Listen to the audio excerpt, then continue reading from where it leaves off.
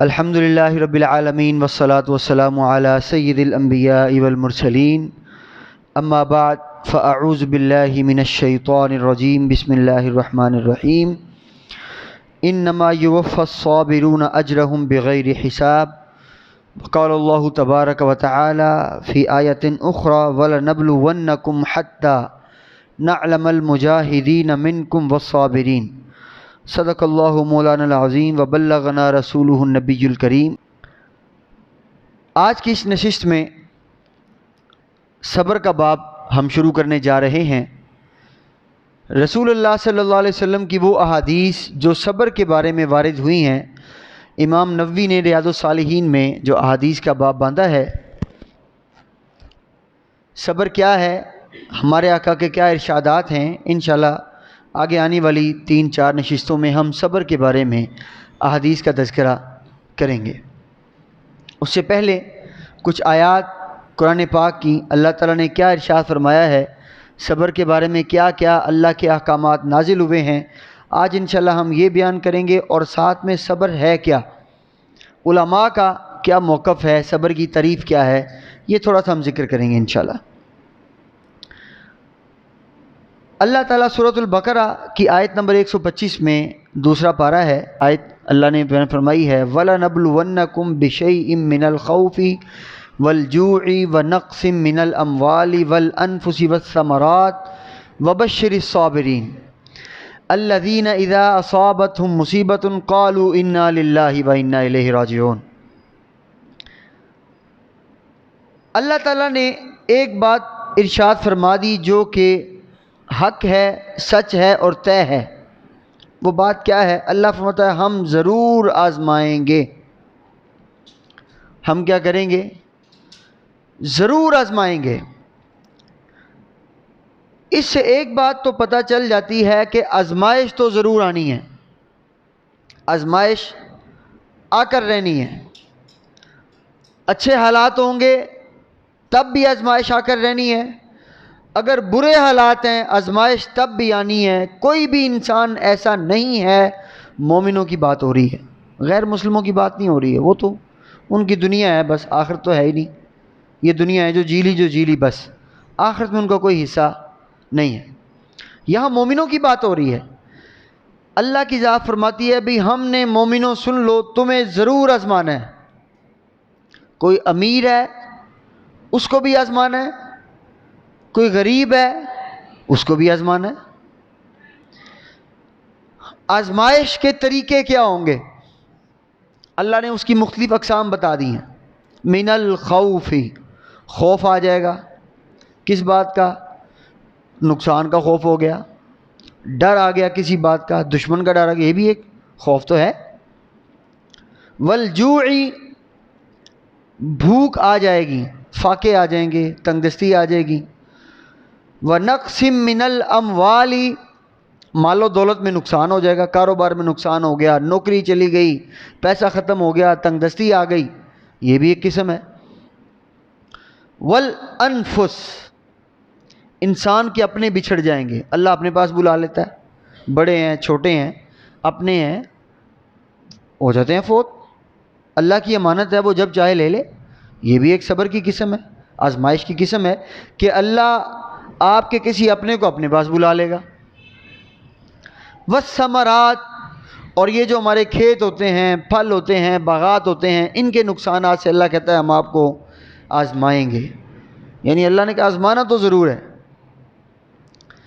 اب ان سارے حالات میں جب بھی آزمائش آ جائے انسان پر، کسی بھی قسم کی آزمائش آ جائے، اللہ فرماتا ہے وبشر الصابرین، ایسے حالات میں جو صبر کرنے والے ہیں ان کو اے محبوب خوشخبری سنا دو۔ کون صبر کرنے والے؟ اللہ فرماتا ہے کہ جب ان پر کوئی مصیبت آ جاتی ہے قالوا انا للہ و انا الیہ راجعون، تو وہ فوراً کہہ دیتے ہیں بھئی ہم تو اللہ کے لیے ہیں، بھئی اگر اللہ نے ہم سے کوئی اپنا چھینا ہے وہ بھی اللہ کا، کوئی مال چھین لیا ہے مال بھی اللہ کا تھا، رزق اللہ نے دیا تھا نا، واپس لے لیا اس کی مرضی، کوئی اپنا تھا اللہ کا دیا ہوا تھا اس نے واپس لے لیا اس کی مرضی، باغات تھے، کھیت تھے، پیسہ تھا، مال و دولت تھی، جو کچھ بھی تھا اللہ کا دیا ہوا تھا، وہ دے دے اس کی مرضی، وہ دے کر واپس لے لے اس کی مرضی۔ مومن کیا کہتے ہیں؟ انا للہ، بھائی جس طرح یہ مال اللہ کا تھا، یہ دولت اللہ کی تھی، یہ نعمتیں اللہ کی تھیں، یہ اپنے اللہ کے تھے، ماں باپ تھے، آبا و اجداد تھے، اولاد تھی، سب کچھ اللہ کا تھا۔ انا للہ، ہم بھی اللہ کے ہیں۔ لام ملکیت کے لیے آتا ہے کہ جس طرح اللہ ان کا مالک ہے، اللہ ہمارا بھی مالک ہے۔ اللہ نے ان کو لے لیا، اللہ نے ہمیں بھی لے لینا ہے، ہم اس کی ملکیت ہیں، وہ ہمارا مالک ہے، وہ جب چاہے لے لے۔ تو مومن کیا کہتے ہیں؟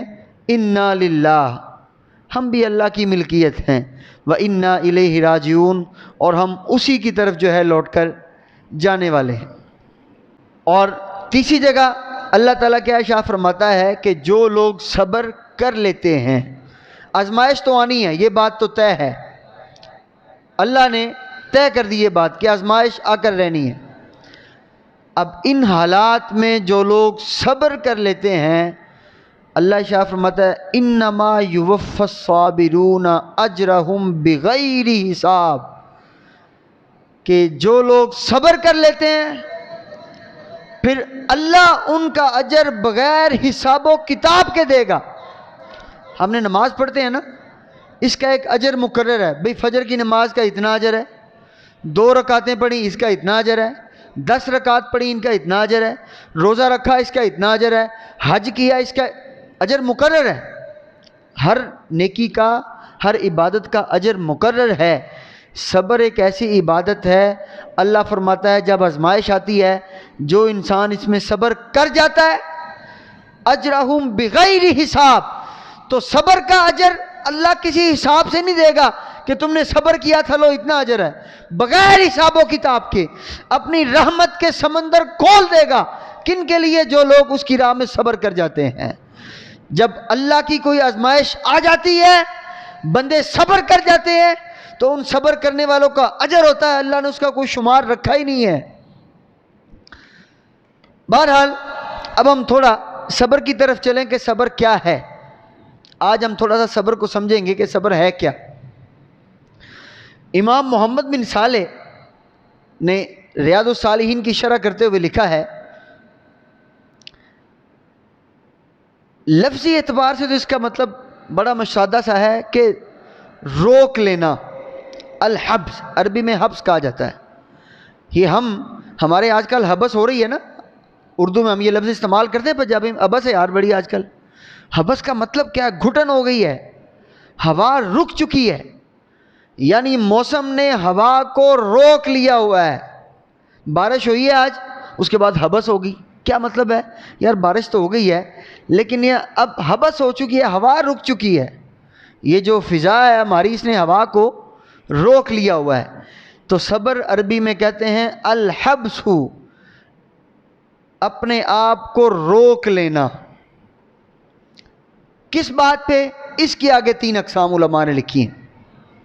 پہلی قسم کیا ہے؟ علی طاعت اللہ، اپنے آپ کو اللہ کی عبادت پر روک لینا۔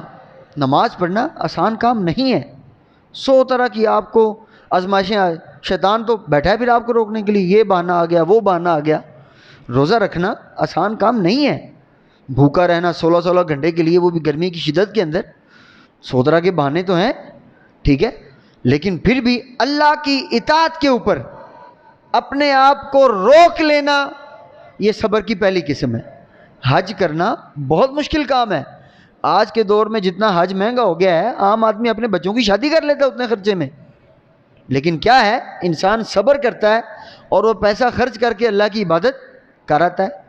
زکوٰۃ دینا اللہ کی عبادت ہے نا، بڑا مشکل کام ہے، اپنے کمائے ہوئے پیسے کو یوں ہی کسی کو دے دینا یہ آسان کام نہیں ہے۔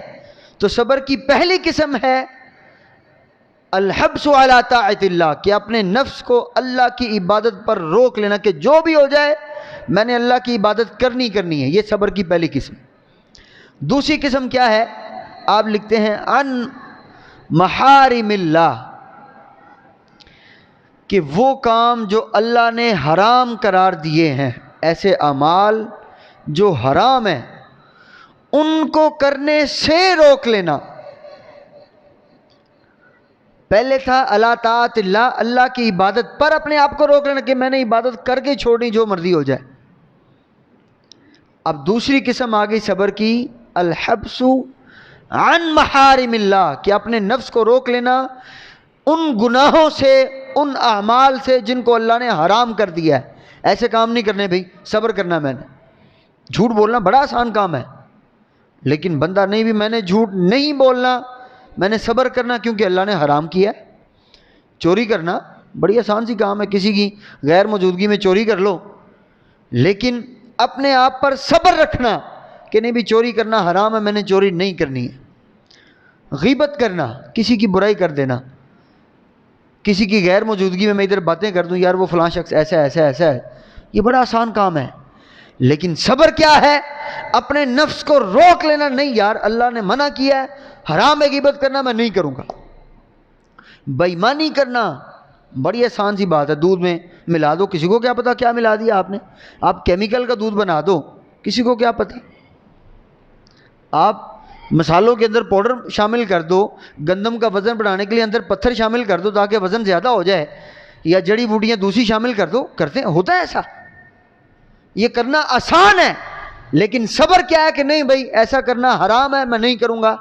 ان محارم اللہ، کہ جو جو کام اللہ نے حرام کر دیے ہیں ان سے رک جانا، اپنے نفس کو روکنا، یہ صبر کی دوسری قسم ہے۔ مثلا اکثر لوگ نوکری کرتے ہیں، تو نوکری کرتے ہوئے انسان محنت سے بھی کام کر سکتا ہے اور ڈنڈی بھی مار سکتا ہے، بڑا آسان کام ہے، لیکن ڈنڈی مارنا اسلام میں حرام ہے۔ تو اس بات سے صبر کرنا یہ صبر کی دوسری قسم ہے۔ تنخواہ لینا، تنخواہ لیتے ہیں نا، کام کرنے کی لیتے ہیں، لیکن ایک انسان ہے وہ تنخواہ لیے جائے اور کام کرے ہی نہ۔ پاکستان میں ایسے جو دفاتر ہیں بھرے ہوئے محکمے، جہاں پہ بہت سے ایسے لوگ تنخواہ لیے جا رہے ہیں، کام کر ہی نہیں رہے ہیں، حرام ہے۔ تو ایسے حرام سے اپنے آپ کو روک لینا یہ صبر ہے۔ تیسری قسم کیا ہے؟ الحبس علی اقدار اللہ المؤلمہ، یہ وہ قسم ہے جو ہم نے یہاں پہ ابھی اس آیت میں بیان کی ہے۔ آپ فرماتے ہیں اپنے آپ کو روک لینا اللہ کی اس تقدیر پر جو تکلیف دہ ہو۔ ہم نے آیت پڑھی تھی نا، وَلَنَبْلُوَنَّكُمْ، اللہ نے آزمانا تو ہے، اور آزمائش کس کو کہتے ہیں؟ جو تکلیف دے۔ کبھی آزمائش آرام دہ بھی ہوئی ہے کہ یار میری آزمائش ہے، یہ بڑے مزے میں ہوں، ایسا تو کبھی نہیں سنا ہم نے۔ انسان پہ آزمائش آئے گی، کاروبار میں نقصان ہو جائے گا، اپنے بچھڑ جائیں گے، حالات خراب ہو جائیں گے، تنگ دستی آ جائے گی، تو آزمائش کا مطلب تو تکلیف ہوتا ہے کہ انسان ہمیشہ تکلیف میں رہتا ہے، یہ آزمائش ہے۔ تو اللہ، یہ تیسری قسم کیا ہے؟ الحبس علی اقدار اللہ المؤلمتی، کہ اللہ کی اس تقدیر پر صبر کرنا جو تکلیف دہ ہو، جو انسان کو تکلیف دیتی ہو۔ ہم کہتے ہیں نا یار نصیب میں لکھا تھا بس آگئی مصیبت، تو یہ جو اللہ کی مصیبت آ جاتی ہے، قسمت میں لکھا تو آتی ہے نا، کوئی بھی ایسا کام نہیں جو اللہ کی مرضی کے خلاف ہو۔ تو تیسری قسم صبر کی یہ ہے کہ انسان اس تقدیر پر صبر کرے، تقدیر اللہ کی ہے، انسان کی قسمت اللہ نے لکھی ہوئی ہے، اللہ کی وہ تقدیر، اللہ کے وہ فیصلے جو انسان کو بظاہر تکلیف کا سبب بنتے ہیں، ان چیزوں پر صبر کرنا یہ صبر کی تیسری۔ اب تین قسمیں ہو گئیں۔ پہلی کیا تھی؟ اپنے نفس کو اللہ کی عبادت کا پابند کر لینا، یہ صبر ہے کہ نہیں بھائی عبادت کر کے چھوڑنی ہے۔ دوسری قسم کیا ہے؟ الحبس عن محارم اللہ، کہ وہ کام جو اللہ نے حرام کر دیے ہیں ان سے اپنے نفس کو روک لینا، یہ صبر ہے۔ اور تیسری قسم صبر کی یہ ہے کہ وہ تقدیر، وہ اللہ کے فیصلے جو انسان کو تکلیف دیتے ہیں، بظاہر تکلیف کا سبب بنتے ہیں، ان کے اوپر صبر سے کام لینا، یہ صبر کی تیسری قسم ہے۔ اب آگے علماء نے پھر ایک اور بڑی مزے کی بات لکھی ہے۔ صبر انسان کب کرتا ہے؟ جب مصیبت آتی ہے تبھی صبر کرے گا نا۔ برا وقت آ گیا، مصیبت آ گئی، صبر تو اسی کو کہا جاتا ہے۔ اچھا یار صبر کرو، اللہ کی مرضی، اللہ کا حکم، یہی کہتے ہیں ہم۔ یعنی مصیبت آئی ہے، برا وقت آیا ہے، آزمائش آ چکی ہے، لہٰذا اب آپ صبر کریں. بندہ ہے، عاجز ہے، اللہ کے حکم کا پابند ہے، اور بندے پہ لازم ہے جو اللہ نے فیصلہ کر دیا یا اللہ ہم راضی، یہ بندے پہ لازم ہے. تو صبر کب ہوتا ہے؟ جب انسان پر مصیبت آ جاتی ہے. یہاں پہ انسان کے تقوی کی جو سٹیج ہے، درجہ شروع ہو جاتا ہے. یعنی انسان کتنا متقی ہے، رب کے قریب کتنا ہے، یہاں پہ آ کر اس کے درجات کی ابتدا ہو جاتی ہے. پہلا درجہ کیا ہے؟ امام ابن صالح لکھتے ہیں ان یتسخط، کہ انسان پر آزمائش آئی، انسان غصے میں آ جائے. غصہ آ جانا ایک فطرتی بات ہے، یعنی انسان کا موڈ خراب ہو جائے، ناراض سا ہو جائے، اس کا چہرہ اتر جائے، اس پہ غصہ طاری ہو جائے، یہ ایک فطرتی بات ہے، یہ ایک طبعی امر ہے. اس پہ کسی کو اس طرح ملال کرنا یہ مناسب نہیں ہے. تو پہلی قسم کیا ہے؟ تقوی کا سب سے نچلا درجہ یہ ہے کہ انسان کو غصہ آ جائے. اچھا، پھر اس غصے کی بھی 3 حالتیں ہیں، یہ بڑی سمجھنے والی باتیں. اس غصے کی بھی 3 حالتیں ہیں. پہلی یہ ہے بالقلب، کہ اس کو دل میں غصہ آئے، دل ہی دل میں سوچتا رہے کہ یار یہ کیا ہوا، یہ نہیں ہونا چاہیے تھا. دل ہی دل میں ناشکری کے خیالات اس کو آتے رہیں. اسلام میں اللہ کی مرضی پر، یاد رکھ لیں، اللہ کی آزمائش آ گئی، مصیبت آ گئی، اس کے اس فیصلے پر دل میں غصہ کرنا یہ حرام ہے. ہم کون ہوتے ہیں اللہ کی مرضی پر غصہ کرنے والے؟ ہمیں کس نے اختیار دیا ہے؟ بھئی اللہ مالک ہے، ہم اس کے بندے ہیں، ہمارا کام راضی بار رضا رہنا ہے. حضرت علی بن عثمان حجویری، جن کو داتا علی حجویری رحمۃ اللہ علیہ، مشہور صوفی بزرگ ہیں لاہور میں، جن کا دربار شریف ہے، ان سے کسی نے پوچھا تقویٰ کیا ہے؟ کیا پوچھا؟ تقویٰ کیا ہے؟ آپ نے سادی سی بات کہی، رب کی رضا پہ راضی رہنا یہی تقویٰ ہے. جو رب نے فیصلہ کر دی یا اللہ ہم راضی ہیں، یہ تقویٰ ہے. بہرحال تو پہلی قسم کیا ہے غصے کی؟ کہ دل میں غصہ کرے انسان، ناجائز، اسلام میں جائز. اللہ کے فیصلے پر دل میں غصہ کرنا جائز نہیں ہے. دوسری قسم غصے کی کیا ہے؟ باللسانی، انسان زبان پہ الفاظ ایسے لے آئے کہ یار میرے ساتھ ہی ایسا ہونا تھا، میرے ساتھ ہی یہ مصیبت پیش آنی تھی، میں ہی کیوں. اس طرح کے جو الفاظ انسان، ظاہری بات ہے مصیبت آئی ہے، نکل جاتے ہیں. علماء نے لکھا ہے کہ یہ بھی حرام ہے. اللہ کی تقدیر جو ہے، اللہ کے فیصلے کے اوپر اس طرح کے کمنٹ پاس کرنا، اس طرح کے جملے بولنا کہ میری نصیب میں یہ لکھا جانا تھا، میرے ساتھ ہی ہونا تھا، یہ بھی حرام ہے. اور تیسری قسم غصے کی کیا ہے؟ آپ فرماتے ہیں بالجوارح، کہ انسان اپنے اعضاء کے ساتھ غصے کا اظہار کرے. اپنے آپ کو پیٹنا شروع کر دیا، اپنے آپ کو مارنا شروع کر دیا. علماء نے لکھا ہے کہ غصے کی یہ تیسری قسم، یہ بھی غصہ تو سرے سے ہی حرام ہے نا.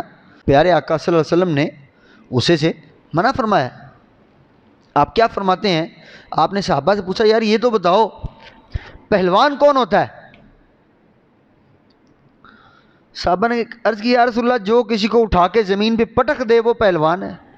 آپ فرماتے ہیں نہیں، پہلوان وہ ہے جس کو غصہ آیا ہو اور وہ اپنے نفس پر قابو پا لے، وہ پہلوان. تو یہ تھی جب مصیبت آ جائے تو انسان کے تقوی کے درجات شروع ہو جاتے ہیں کہ کون کتنا متقی ہے. تب پتہ چلتا ہے جب برے حالات ہوں، جب تنگ دستی آ جائے، جب مصیبتیں آ جائیں، جب آزمائشیں آ جائیں، تو اصل تقوی کا پتہ تو تب چلتا ہے. تو سب سے نچلا درجہ کیا ہے؟ آپ فرماتے ہیں انسان کو غصہ آ جائے. اس کا مطلب ہے کہ انسان تقوی میں کم ہے. دوسری قسم کیا ہے جو تقوی کی اور اس سے اوپر والی قسم؟ آپ فرماتے ہیں ان یصبرا، کہ اس مصیبت پر صبر کریں. ابھی ہم پیچھے تفصیل سے اس کو بیان کر چکے ہیں کہ صبر کیا ہے، اس کی کتنی اقسام ہیں. یہ تقوی کا اس سے اوپر والا درجہ ہے. تیسری قسم جو اس سے اوپر والا درجہ تقوی کا وہ کیا ہے؟ آپ فرماتے ہیں ان یرضا برضا اللہ تعالی، کہ وہ بے ساختہ یہ کہہ دے یا اللہ میں تیری رضا پہ راضی ہوں.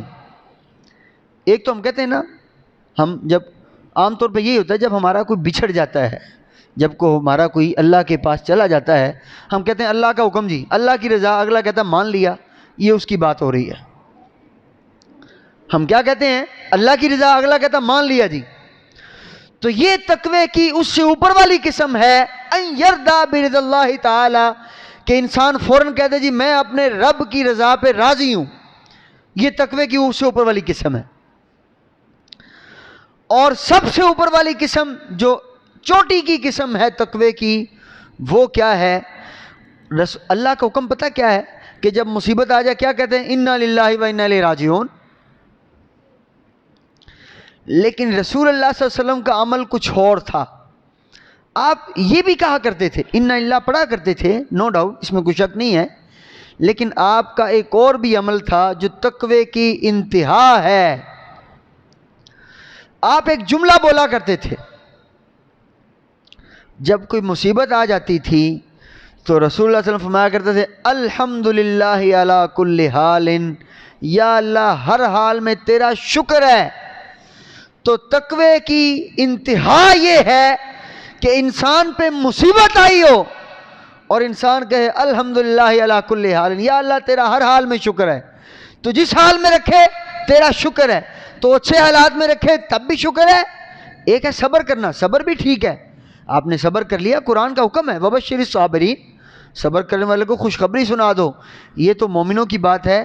لیکن اللہ کے رسول کی سنت یہ تھی کہ جب کوئی مصیبت آ جاتی تھی تو آپ کہا کرتے تھے الحمدللہ علی کل حال، یا اللہ تو جس حال میں رکھے تیرا شکر ہے. یہ تقوی کی انتہا ہے. تو یہ صبر کے بارے میں تھوڑا سا معلومات تھی.